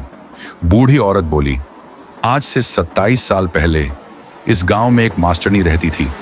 नाम संध्या, सुंदर, दयालु, सबकी प्यारी। पर उसका सौंदर्य किसी ने बर्दाश्त नहीं किया। गांव में एक ठाकुर था, धन, सत्ता और अहंकार से भरा हुआ आदमी। संध्या उसे पसंद नहीं करती थी। उसकी नीयत गंदी थी, दिमाग उससे भी ज्यादा। एक दिन ठाकुर ने उसे बदनाम करने की कोशिश की, पर जब गांव वालों ने विरोध किया तो उसने खौफनाक बदला लिया। गाड़ी में बैठे गुंडों ने स्कूल से लौटती संध्या को अगवा कर लिया। उसे चौराहा नंबर 27 पर ले जाकर उसके हाथ पैर काट दिए, जिंदा जलाया और उसके खून से सड़क पर 27 लिखा। संध्या मरने से पहले चीखी, मैं वापस आऊंगी और इस गांव का हर इंसान 27वें दिन मेरे साथ जलेगा। उसी रात तूफान आया, बिजली गिरी और उसी चौराहे पर ठाकुर की लाश मिली। उसका शरीर जला हुआ, पर खून अभी भी बह रहा था। इसके बाद हर 27 तारीख को आधी रात 1 बजे किसी न किसी घर की खिड़की खुलती और अगली सुबह उस घर का कोई एक सदस्य गायब। लोग डर कर गांव छोड़ते गए। आखिर में पूरा शिवपुर खाली हो गया। बूढ़ी औरत बोली, संध्या की रूह अब भी यहां है और जिस दिन कोई अनजान इंसान गांव में आता है वो उसे पकड़ लेती है अपना बदला पूरा करने के लिए। अचानक छत से धूल गिरी, कमरे में तेज हवा चली, दरवाजा खुद ब खुद खुल गया। बूढ़ी औरत बोल पड़ी, भागो, वो घर के अंदर है। अर्जुन ने कैमरा पकड़ लिया, पर जैसे ही वे बाहर भागे, गांव बिल्कुल बदल चुका था। सड़कें गायब, पेड़ टेढ़े, आसमान में लाल बादल और हर घर के बाहर लटकती मानव खोपड़ियां। रिद्धि चीख पड़ी, ये सब पहले नहीं था। बूढ़ी औरत बोली, जब उसकी रूह जागती है, गांव अपनी असली शक्ल दिखाता है। दूर से घुंघरुओं की आवाज आई। कोई धीरे धीरे पास आ रहा था। पहले कदमों की आवाज, फिर घूंघाट में एक औरत, हाथ में जलती मशाल और हड्डियों की माला। उसका चेहरा कपड़े से ढका था और उसके पैरों में धूल में खून के निशान बन रहे थे। बूढ़ी औरत घुटनों पर गिर पड़ी। माफ कर दे देवी, हम चले जाएंगे। पर वह फुसफुसाई, तुम सब आए ही क्यों? उसकी आवाज इंसान की नहीं थी, गहरी, टूटी और सीधे दिमाग के अंदर तक उतरने वाली। अचानक वो औरत गायब, न कुछ दिखा, न कदमों की आवाज। टीम भागते भागते गांव के बीचों बीच पहुंची। और तभी अर्जुन चिल्लाया, मेरे पीछे कोई है, कैमरा खुद चल रहा है। कैमरा गिर गया और जमीन पर स्लो मोशन में घूमता हुआ रिकॉर्ड करता रहा। अर्जुन हवा में उठा, उसकी गर्दन किसी अदृश्य हाथ से दबने लगी और उसकी आंखें काली पड़ गईं। वो दहाड़ा, भागो, वो मेरे अंदर है। अगले ही पल अर्जुन जमीन पर फेंका गया। उसकी पीठ टूटने की आवाज सबने सुनी और उसका शरीर पूरी तरह उल्टा मुड़ गया। किसी ने उसे छुआ नहीं था, कोई सामने नहीं था, पर अर्जुन मर चुका था। घबराई रिद्धि ने कैमरा उठाया और फुटेज चलाकर देखने लगी। कैमरे में जो दिखा उसने सबको अंदर से हिला दिया। वीडियो में संध्या दिख रही थी, जलता हुआ शरीर, आंखों से खून, हाथों में बच्चों की हड्डियां और पीछे स्कूल की दीवारें। वीडियो में संध्या बोली, हर बार कोई आता है, हर बार मरता है, जब तक मेरी आखिरी इच्छा पूरी ना हो जाए। अर्पित डरते हुए बोला, आखिरी इच्छा क्या है? और तभी कैमरे में संध्या सीधे लेंस के पास आकर बोली, मेरी मौत का वीडियो दुनिया को दिखाना होगा। अचानक पूरा गांव अंधेरे में डूब गया। लालटेन बुझ गई, तूफान उठने लगा। बूढ़ी औरत चिल्लाई, हमें चौराहा नंबर 27 पर जाना होगा, वहीं सब खत्म होगा। तीनों भागते हुए चौराहे की ओर निकले। पेड़ों की डालियां अपने आप हिल रही थीं, जैसे कोई उन्हें रास्ता रोकने की कोशिश कर रहा हो। और रास्ते में सफेद कपड़ों वाली वही लड़की फिर खड़ी थी। इस बार उसने चेहरे से बाल हटाए और उसका चेहरा जला हुआ, सूखा और आधा काला। उसने धीमी आवाज में कहा, तुम देर कर चुके हो। और अचानक उसके पीछे पूरा गांव दिखाई दिया। गांव के बच्चे, औरतें, बूढ़े, सबके शरीर जले हुए, आंखें पूरी सफेद, और सभी एक साथ कहते, चौराहा पहुंचो। रात गहराती जा रही थी। आसमान में बिजली चमकते ही गांव के जले हुए चेहरे सफेद धुंध में गायब हो जाते और अगले ही पल फिर सामने आ जाते। अर्पित, रिद्धि और विशाल किसी तरह रास्ते पर भागते जा रहे थे। बूढ़ी औरत भी साथ थी, पर उसके कदम लड़खड़ा रहे थे। चौराहे की मिट्टी काली और गीली थी, जैसे कभी सूखी ही नहीं। रिद्धि ने डरते हुए पूछा, अगर हम यहां पहुंच गए अब क्या होगा? बूढ़ी औरत बोली, यहीं संध्या का शरीर जलाया गया था और यहीं उसका श्राप बंधा है। लेकिन याद रखना, कोई भी इस चौराहे से जिंदा वापस नहीं गया। अर्पित ने दीवार पर टॉर्च मारी। मिट्टी पर साफ लिखा था 27 पर। यह खून ताजा था, बहुत ताजा। अचानक विशाल पीछे मुड़ा। दूर से कोई तेजी से उनके तरफ भाग रहा था। शुरू में लगा कि इंसान है, पर उसके पैर जमीन को छुए बगैर हवा में दौड़ रहे थे। अर्पित चिल्लाया, भागो, अंधेरे में मत रुकना। पर वह चीज सामने आकर रुक गई।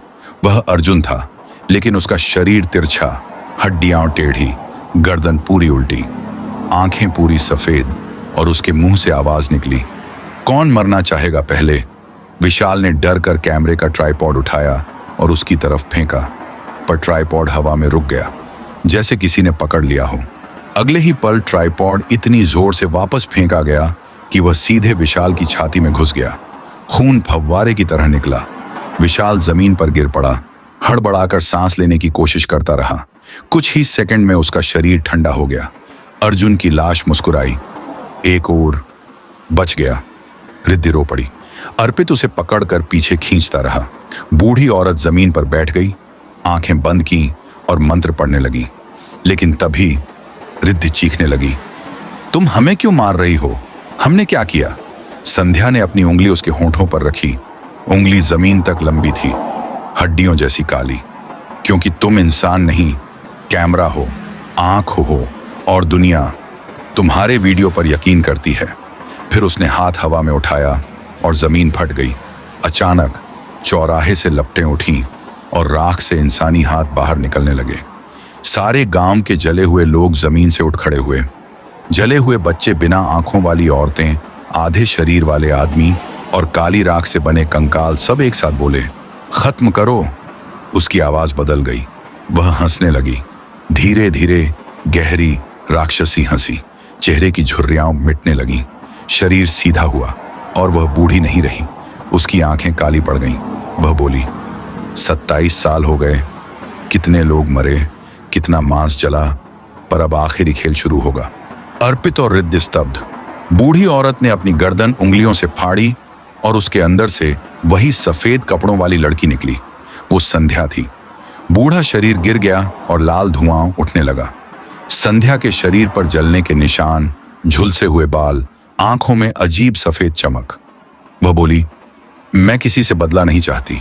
मैं चाहती हूं दुनिया मेरी मौत देखे, मेरा सच दुनिया तक पहुंचे, और तुम लोग वही करोगे। संध्या ने अर्पित की ओर देखा। तुम्हारी मौत सबसे आखिर में होगी, क्योंकि तुम्हें रिकॉर्ड करना है। अर्पित पागलों की तरह भागा, रिद्धि पीछे पीछे। पर रास्ता बदल चुका था। जहां पहले सड़क थी, अब वहां कंकालों की नदी। जहां पेड़ थे, अब टंगी हुई लाशें। अचानक हवा में से रस्सी नीचे आई, रिद्धि के पैरों में लिपटी और उसे पेड़ पर उल्टा खींच लिया। वह लगातार चिल्ला रही थी, अर्पित, प्लीज मुझे बचाओ। अर्पित उसके पैरों को पकड़ने दौड़ा, पर रस्सी ने उसे ऊपर ले जाकर लटकाया और उसका शरीर ऐसे मोड़ा जैसे खिलौना। तोड़ने की आवाज, क्रैक क्रैक। रिद्धि की गर्दन लटक गई। अर्पित अकेला रह गया। संध्या उसके सामने खड़ी हुई। अब बचे सिर्फ तुम और तुम्हारा कैमरा। अर्पित कांपते हुए बोला, तुम चाहती क्या हो? संध्या शांत स्वर में बोली, जब ठाकुर ने मुझे जिंदा जलाया, उसने मेरे मुंह में मिट्टी भरी ताकि मेरी चीखें बाहर ना आई। मेरी मौत को दुनिया तक पहुंचने दो। तुम्हारा कैमरा मेरा गवाह बनेगा। और अचानक अर्पित के हाथों में कैमरा अपने आप चालू हो गया। स्क्रीन पर वही स्कूल दिखाई दिया जहां संध्या को पकड़ा गया था। कैमरे में पूरा सच चल रहा था। संध्या के आखिरी 10 मिनट, जब वह आग से जल रही थी, चीख रही थी और खून खांस रही थी। वह फुटेज किसी ने कभी रिकॉर्ड नहीं की थी, लेकिन कैमरा उसे अभी दिखा रहा था। अर्पित सन्न, उसकी सांस रुक गई। तभी संध्या बोली, अब दुनिया को दिखाना। उसने अर्पित का हाथ पकड़ा और उसे चौराहे के बीच ले गई। संध्या बोली, और जब दुनिया मेरी सच्चाई देख लेगी, तब मेरा श्राप खत्म हो जाएगा। लेकिन एक शर्त है, आखिरी खून तुम्हारा होगा।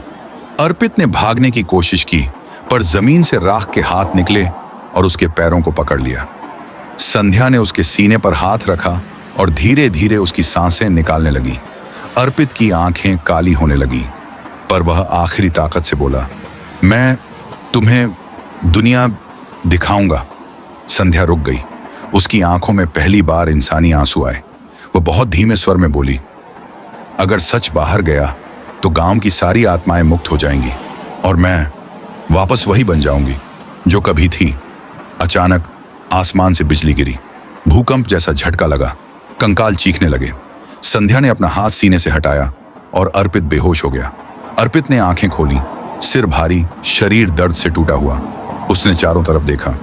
न गांव, न चौराहा, न खून, न कंकाल, न संध्या। वह एक अस्पताल के कमरे में लेटा था। सामने डॉक्टर, पुलिस और कुछ लोग। डॉक्टर ने कहा, चमत्कार है कि तुम जिंदा हो। 3 दिन से बेहोश पड़े थे। अर्पित हिलकर उठ बैठा। उसने तुरंत कहा, मेरे दोस्त कहाँ हैं? रिद्धि, अर्जुन, विशाल। पुलिस इंस्पेक्टर बोला, हमें कोई और नहीं मिला। तुम अकेले थे जंगल में। अर्पित हक्का बक्का। उसने चीख कर कहा, नहीं, हम 4 लोग थे, सब मारे गए। वो रूह, वो संध्या, वो सब वास्तविक था। पुलिस ने एक दूसरे की ओर देखा और धीरे से कहा, तुम्हारे पास कुछ सबूत है? अर्पित ने कहा, कैमरा, उसमें सब रिकॉर्ड है। पुलिस कैमरा लेकर अंदर आई। कैमरा टूटा हुआ, स्क्रीन फटी, बैटरी खत्म, लेकिन मेमोरी कार्ड था। डॉक्टर ने मशीन पर लगाकर फुटेज खोला। अर्पित कांपते हुए स्क्रीन देखने लगा। वीडियो चलना शुरू हुआ।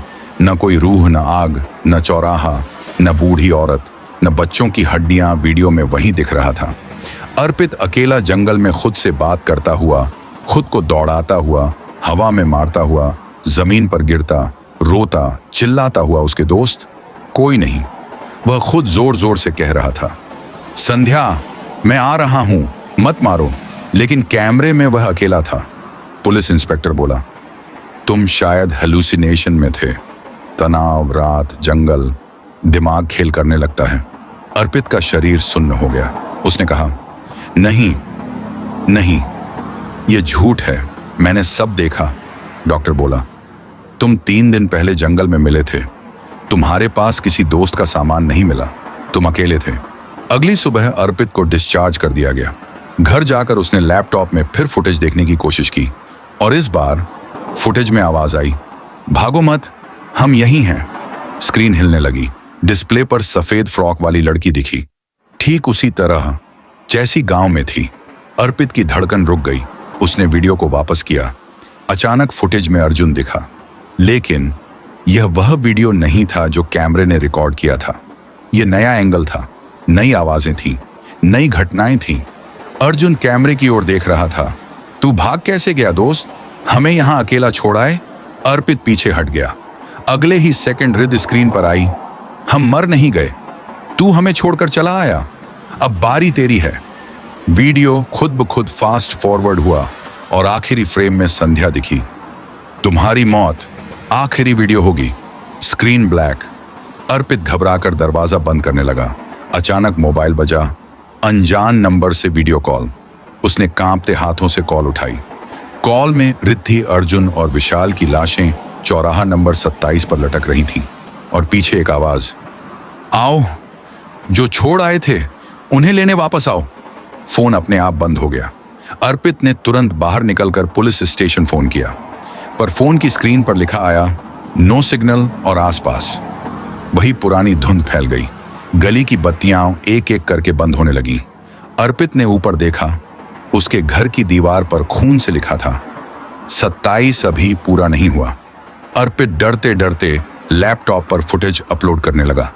उसका हाथ कांप रहा था, पर वह अपलोड बटन दबा देता है। यूपलोड सक्सेसफुल वीडियो इंटरनेट पर लाइव हो गया। लेकिन तभी दरवाजा अपने आप खुला। ठंडी हवा अंदर आई और कमरे के बीचों बीच संध्या खड़ी थी। उसका चेहरा अब शांत था, आंखों में आंसू थे। वह फुसफुसाई, अब सब देखेंगे, सब जानेंगे। मैं अब बदला नहीं चाहती, मैं बस मुक्त होना चाहती हूं। धुआं बनकर उसका शरीर धीरे धीरे मिटने लगा। लेकिन तभी पीछे से किसी ने अपने जले हुए हाथों से अर्पित के गले को पकड़ लिया।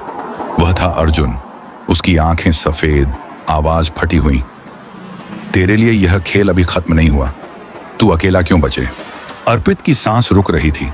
कमरा अंधेरा पड़ने लगा और आखिरी चीज जो वह देख पाया, मोबाइल स्क्रीन पर वीडियो के नीचे लाखों कमेंट्स। यह सच है? क्या यह असली मौत है? लाइव किधर है? भागो, उसके कमरे में कोई है, पीछे देखो। अर्पित की आंखें बंद, स्क्रीन काली। पुरानी कोठी की दीवारें अब चीखने लगी थीं। रवि, आरव और तनिया ने सोचा था कि वे बस बाहर निकल जाएंगे, लेकिन वो कोठी ने उन्हें छोड़ने का फैसला कभी किया ही नहीं। दरवाजा अपने आप बंद हो चुका था। छटाक! ऊपर की मंजिल पर किसी के नाखूनों के घिसटने जैसी तेज आवाज आई। तनिया डर के मारे रो पड़ी। आरव, हम यहां से निकल नहीं पाएंगे, हमें मार डाला जाएगा। रवि अचानक चीख उठा, नहीं, ये कोठी हमारी मौत देखना चाहती है, लेकिन हम इससे लड़ेंगे। तेज हवा का झोंका आया और कोठी के बीचों बीच बनी पुरानी पेंटिंग टूटकर जमीन पर गिर गई। उसके पीछे एक छिपा हुआ छोटा पत्थर का दरवाजा था। रवि ने हिम्मत करके उसे खोला। अंदर एक छोटी बंद कमरा था। कमरे के बीच झंग लगी जंजीरों से बंधी एक लाश और उसके पास वही पांडुलिपि, वही शापित मंत्र। कोठी की आत्मा मालिनी उसी कमरे में कैद थी। आरव बोला, अगर हम ये पांडुलिपि जला दें तो ये आत्मा मुक्त हो जाएगी और शायद हम भी। पर जैसे ही पांडुलिपि उठाई गई, कमरा हिलने लगा। कोठी चीख उठी, नहीं, कोई इसे मत छुए। दीवारों से काली परछाइयां फटकार की तरह निकली और तीनों को घेरने लगीं। पर आरव ने कांपते हाथों से दिया निकाला। तनिया ने पांडुलिपि दिए की लौ पर रख दी और वो जलने लगी। लपटें उठीं और उसी पल कमरे में तेज सफेद रोशनी भर गई। मालिनी की आत्मा धीरे धीरे मुक्त हो रही थी। उसका चेहरा अब विकराल नहीं था, बल्कि शांत, दुख भरा और कैद से आजाद। उसकी आंखों में आंसू थे। धन्यवाद, अब यह कोठी किसी को नुकसान नहीं पहुंचाएगी। और फिर वो रोशनी हवा में घुल गई। पुरानी कोठी की दीवारें अब चीखने लगी थीं। रवि, आरव और तनिया ने सोचा था कि वे बस बाहर निकल जाएंगे, लेकिन वो कोठी ने उन्हें छोड़ने का फैसला कभी किया ही नहीं। दरवाजा अपने आप बंद हो चुका था। छटाक! ऊपर की मंजिल पर किसी के नाखूनों के घिसटने जैसी तेज आवाज आई। तनिया डर के मारे रो पड़ी, आरव, हम यहां से निकल नहीं पाएंगे, हमें मार डाला जाएगा। रवि अचानक चीख उठा, नहीं, ये कोठी हमारी मौत देखना चाहती है, लेकिन हम इससे लड़ेंगे। तेज हवा का झोंका आया और कोठी के बीचों बीच बनी पुरानी पेंटिंग टूटकर जमीन पर गिर गई। उसके पीछे एक छिपा हुआ छोटा पत्थर का दरवाजा था। रवि ने हिम्मत करके उसे खोला। अंदर एक छोटी बंद कमरा था। कमरे के बीच झंग लगी जंजीरों से बंधी एक लाश और उसके पास वही पांडुलिपि, वही शापित मंत्र। कोठी की आत्मा मालिनी उसी कमरे में कैद थी। आरव बोला, अगर हम ये पांडुलिपि जला दें तो ये आत्मा मुक्त हो जाएगी और शायद हम भी। पर जैसे ही पांडुलिपि उठाई गई, कमरा हिलने लगा। कोठी चीख उठी, नहीं, कोई इसे मत छुए। दीवारों से काली परछाइयां फटकार की तरह निकलीं और तीनों को घेरने लगीं। पर आरव ने कांपते हाथों से दिया निकाला। तनया ने पांडुलिपि दिए की लौ पर रख दी और वो जलने लगी। लपटें उठीं और उसी पल कमरे में तेज सफेद रोशनी भर गई। मालिनी की आत्मा धीरे धीरे मुक्त हो रही थी। उसका चेहरा अब विकराल नहीं था, बल्कि शांत, दुख भरा और कैद से आजाद। उसकी आंखों में आंसू थे। धन्यवाद, अब ये कोठी किसी को नुकसान नहीं पहुंचाएगी। और फिर वो रोशनी हवा में घुल गई। अचानक दरवाजा अपने आप खुल गया। तीनों बिना पीछे देखे कोठी से बाहर भागे। जैसे ही उन्होंने आखिरी कदम बाहर रखा, कोठी की खिड़कियां अपने आप बंद हो गईं। दीवारों पर उगी काई सूखने लगी और जगह एकदम शांत हो गई। सालों का शाप खत्म हो चुका था। वे लोग बचे, लेकिन वो रात, वो चीखें, वो परछाई उन्हें हमेशा याद रहने वाली थी। अगर आपको यह डरावनी कहानी पसंद आई हो और आखिर तक आप सांस रोके बैठे रहे हों, तो दोस्तों लाइक जरूर करें, कमेंट करके बताएं कि कहानी का कौन सा मोमेंट आपके रोंगटे खड़े कर गया। और सबसे जरूरी, मेरे चैनल को सब्सक्राइब कर लें, क्योंकि अगली कहानी में मैं लेकर आ रहा हूं ऐसा मोड़ जहां डर सिर्फ अंधेरे में नहीं बल्कि आपके पीछे खड़ा होगा। हाँ, आने वाली कहानी में जो आप सुनेंगे शायद सोने से पहले याद भी ना करना चाहें। तो जुड़े रहिए नई भयानक कहानियों के साथ, क्योंकि डर यहीं रहता है।